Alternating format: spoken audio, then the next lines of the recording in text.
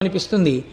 ఒక్కసారి వెళ్ళి భ్రమరాంబ అమ్మవారి యొక్క శ్రీచక్రం ముందు కూర్చుని ఏ తల్లైనా కుంకుమార్చన చేస్తే ఎన్ని జన్మలకి కూడా పూర్ణంగా 3 తరాలు చూసి హాయిగా 10 మంది చేత పండు ముత్తైదువా అనిపించుకుని ఎవరింట్లో బిడ్డ పుట్టిన ఆవిడ కట్టి విప్పిన చీర పట్టండని తీసుకెళ్ళి అంత సంతోషపడిపోయేటట్టుగా వాళ్ళ జీవనం నడిచి వృద్ధాప్యంలో హాయిగా భర్తగారి తొడ మీద తల పెట్టుకుని ప్రాణం విడిచిపెట్టగలిగినటువంటి అదృష్టం కలుగుతుంది. దీనికి నేను మీకు ఒక ఉదాహరణ చెప్తాను. మీకు జ్ఞాపకం ఉందో లేదో, నేను భాగవతం చెప్పే రోజులలో ములుగు హనుమంతరావు గారిని హైదరాబాద్ నుంచి ఒక మహానుభావుడు ఇక్కడికి వచ్చారు. వారి భార్య గారికి క్యాన్సర్ వచ్చింది. క్యాన్సర్ వచ్చి హాస్పిటల్లో పెట్టి రేడియం ట్రీట్మెంట్ ఇచ్చారు. రేడియం ట్రీట్మెంట్ ఇస్తే ఆ తల్లి చాలా శోషించిపోయారు. ఆవిడ పేరు కూడా గిరిజాదేవి.